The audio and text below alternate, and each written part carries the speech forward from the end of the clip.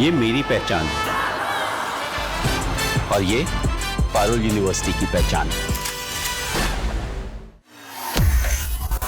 क्या है नौसैनिक नाकाबंदी, हॉर्मूज में कैसे करेगी काम? तो आपको आज इस पर हम डिटेल में बताएंगे कि अमेरिका ने स्ट्रेट ऑफ हॉर्मूज पर अपनी सैन्य नाकेबंदी लागू कर दी है। पाकिस्तान में अमेरिका ईरान के बीच जारी शांति वार्ता विफल होने के बाद ये अमेरिका द्वारा उठाया गया बड़ा कदम है।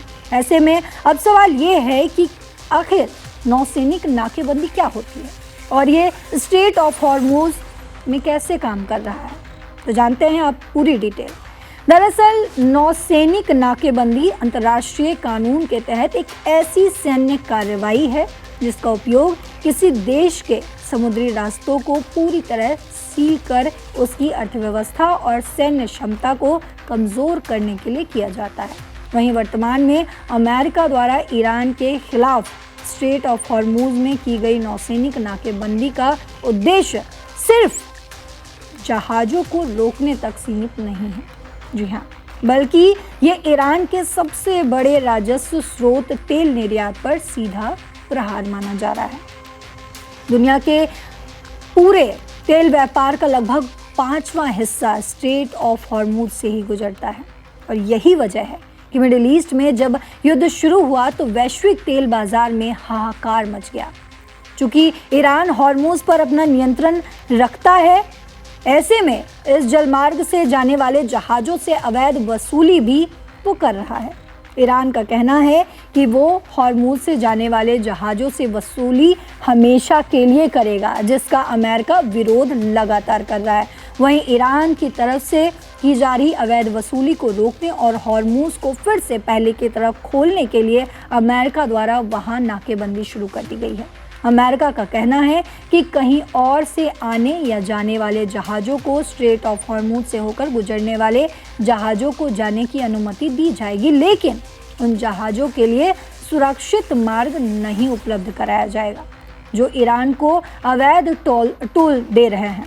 नाकेबंदी को लेकर अमेरिकी राष्ट्रपति डोनाल्ड ट्रंप ने कहा है कि मैंने अपनी नौसेना को ये भी निर्देश दिया है कि वो अंतर्राष्ट्रीय जल क्षेत्र में मौजूद हर उस जहाज को खोजे और रोके जिसने ईरान को कोई टोल यानी कि शुल्क दिया है।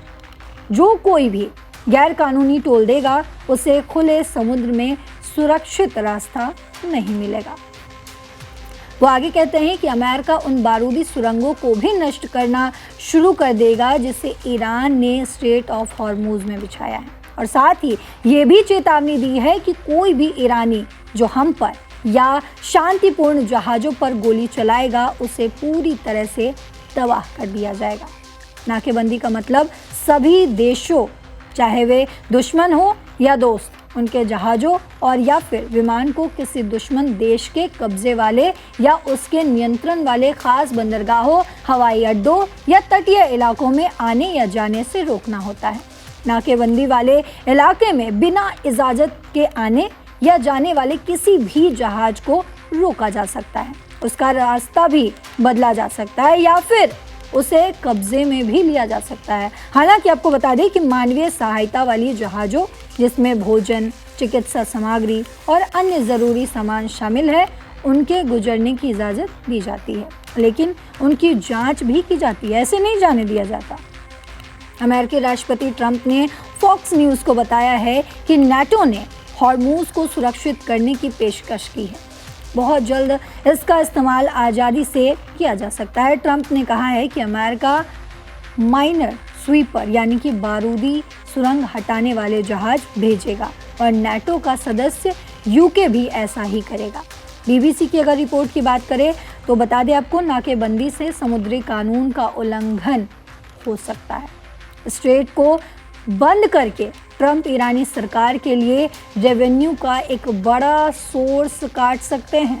हालांकि इससे तेल और गैस की कीमतें और भी ज़्यादा बढ़ सकती है, यानी कि ये खतरा और भी बढ़ सकता है। एक एनालिस्ट इस पर कहते हैं कि अमेरिका द्वारा हॉर्मूज में नाकेबंदी का मकसद ईरान पर अमेरिकी शर्तों पर डील करने का प्रेशर बनाना है।